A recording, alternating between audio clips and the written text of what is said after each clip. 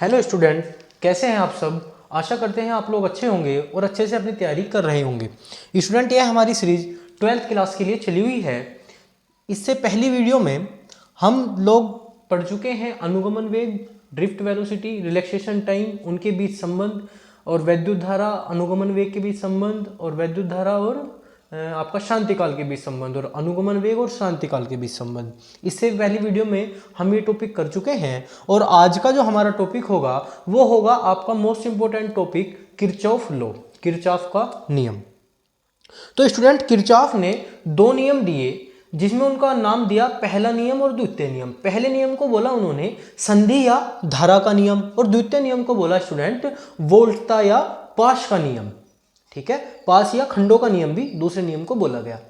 जो हमारा पहला नियम होता है, आज का जो हमारा टॉपिक होगा वो टॉपिक होगा किरचॉफ लॉ।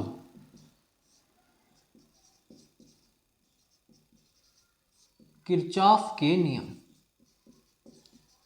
ये स्टूडेंट आपके लिए मोस्ट इंपोर्टेंट टॉपिक है। आपके पेपर में 101% ये पूछा जाता है। पहला नियम आपका है सिग्मा आई इक्वल्स टू 0। ठीक है, यह आपका पहला नियम है। पहला नियम कहता है किसी वैद्युत परिपथ में संधि की ओर आने वाली या संधि पर मिलने वाली समस्त धाराओं का बीजगणितीय योग 0 होता है। ठीक है, आप कॉपी पेंसिल लेकर बैठे, जो मैंने बोला है आप वो लिखेंगे। किसी वैद्युत परिपथ में संधि पर मिलने वाली समस्त धाराओं का बीजगणितीय योग 0 होता है। ठीक है, ये लाइन आप लिखोगे। उसके बाद लिखोगे संधि की ओर आने वाली धारा कैसी होती है, पॉजिटिव, तथा संधि से दूर जाने वाली धारा होती है नेगेटिव।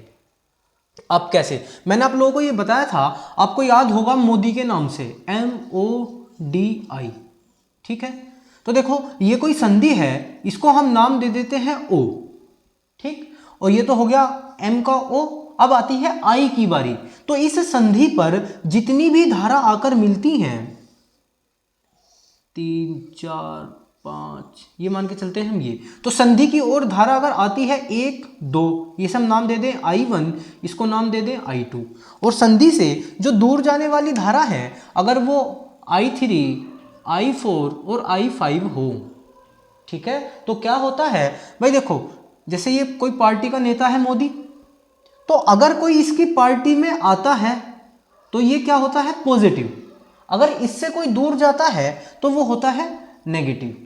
बात आप लोगों को समझ में आई। तो क्या होगा, संधि की ओर जो आने वाली धारा कौन सी है, I1 और I2, तो I1 प्लस I2 तो कैसी होंगी, पॉजिटिव। लेकिन जो इस पार्टी से दूर जा रही होंगी वो कैसी होंगी, नेगेटिव, -I3 -I4 -I5।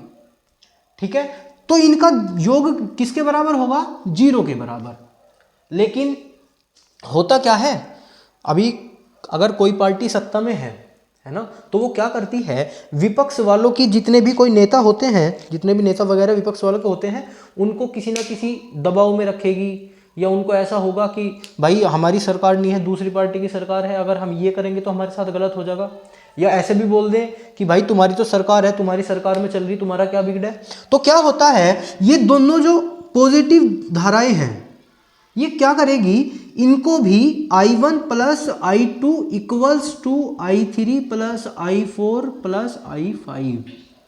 तो ये नियम क्या कहेगा कि संधि की ओर आने वाली धाराओं, संधि की ओर आने वाली धारा तथा संधि से दूर जाने वाली धारा दोनों कैसी होती हैं, बराबर होती हैं।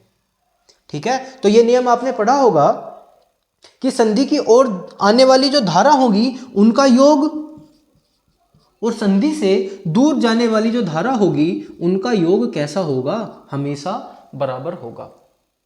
तो यही नियम है फर्स्ट नियम, जिसको हम बोलते हैं मोदी का नियम भी हम इसे बोल देते हैं।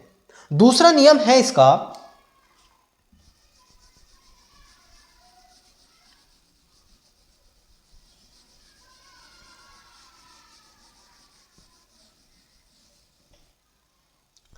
ये तो हो गया पहला नियम। दूसरा नियम है sigma I R equals to sigma ई।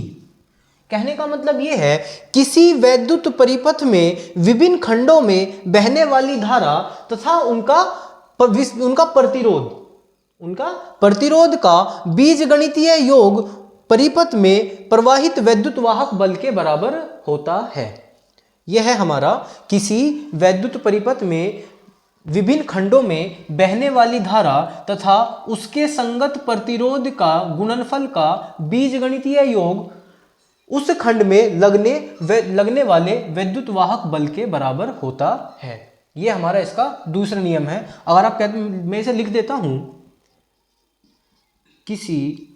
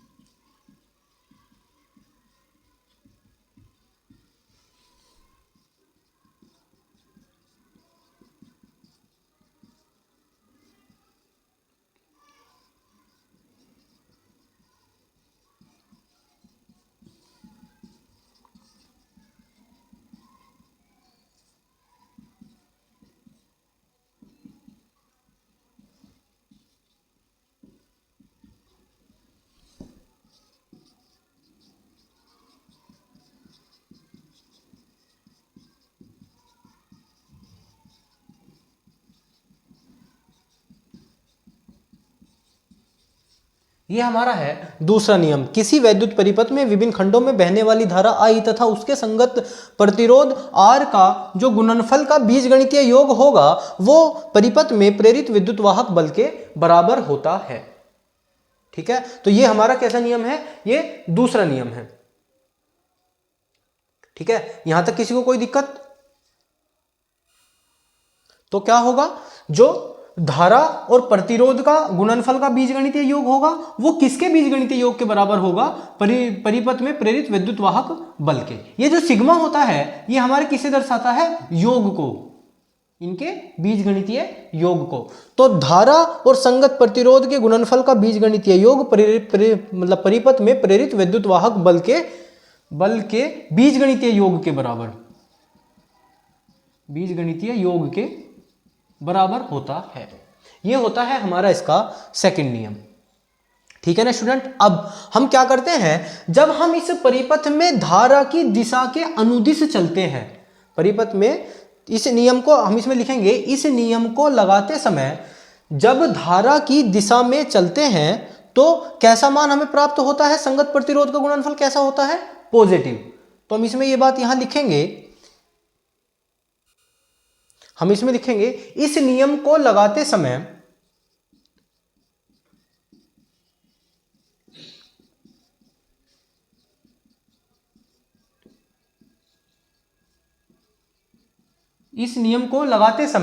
धारा की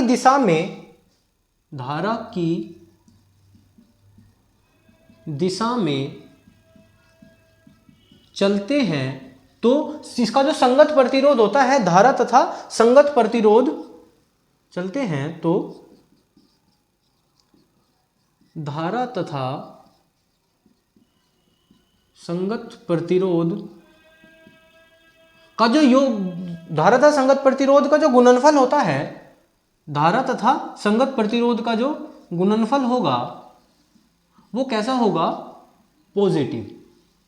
ठीक है, और जब हम इसे किसी सेल से जोड़ देते हैं तो सेल के ऋण सिरे से धन सिरे की ओर जब हम आते हैं तो कैसा वैद्युत वाहक बल कैसा होता है, पॉजिटिव।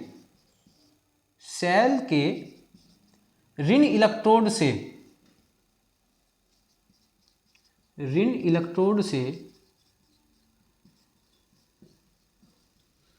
धन इलेक्ट्रोड के ओर आने पर वैद्युत वाहक बल कैसा होगा, पॉजिटिव।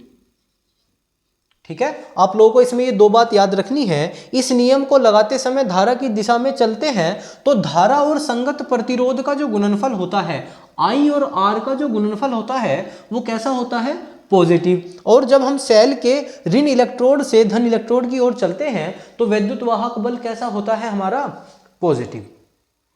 ठीक है, ये भी पॉजिटिव लेंगे और ये भी पॉजिटिव ही लेंगे। ठीक, अब हम इसका जो सेकंड नियम है उसका डायग्राम बनाते हैं। ठीक है, और डायग्राम आपको बहुत अच्छे से समझ में आएगा।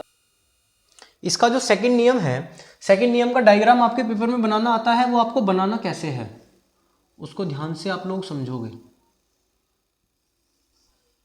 ठीक है, हम क्या करेंगे, इसे यहाँ एक सेल से जोड़ देंगे, इसे हम नाम देंगे E1, इसे यहाँ एक सेल से जोड़ देंगे, इसे नाम देंगे E2, ये इसका प्लस, ये माइनस, ये प्लस, ये माइनस।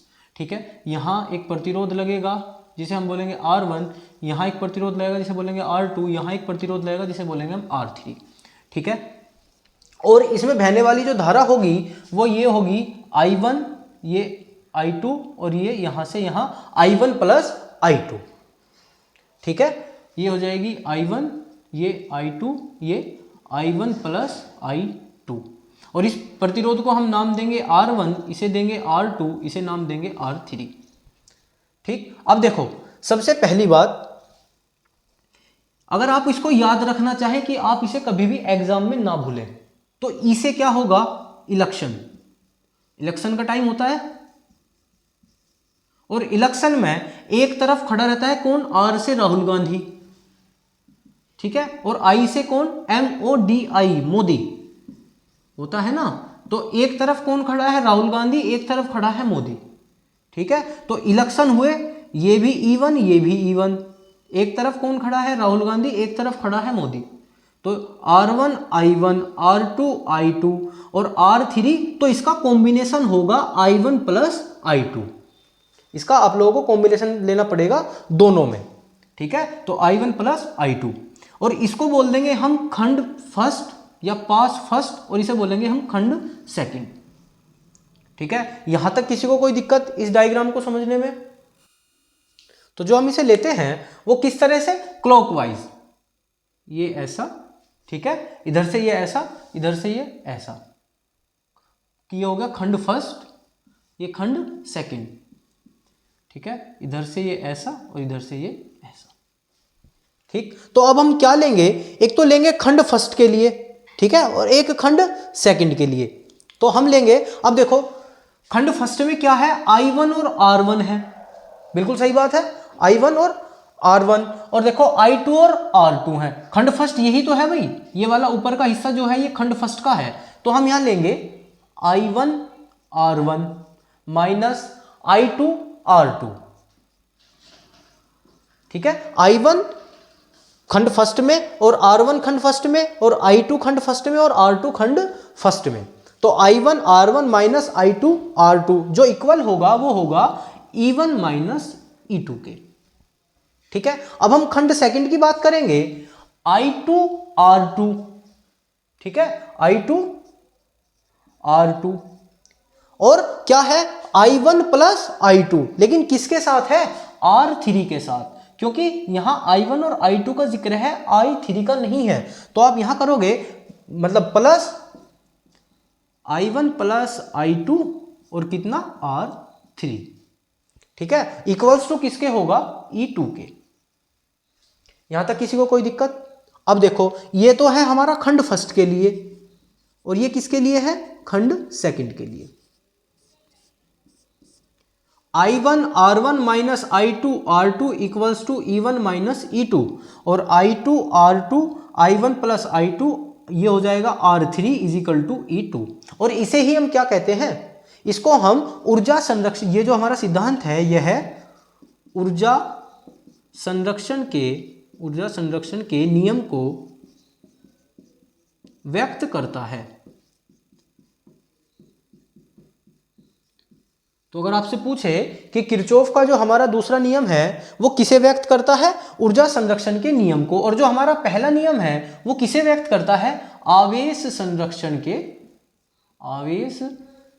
संरक्षण के सिद्धांत को। ठीक है, तो फर्स्ट नियम जो प्रदर्शित करेगा वो किसे, आवेश संरक्षण के सिद्धांत को करेगा, और सेकंड नियम जो करता है वो किसे, ऊर्जा संरक्षण के नियम को प्रदर्शित करता है। तो आज की वीडियो में इतना ही। अगर आपको वीडियो अच्छी लगे तो चैनल को सब्सक्राइब करोगे, वीडियो को लाइक करोगे और अपने दोस्तों तक शेयर करोगे। Thank you student, have a nice day.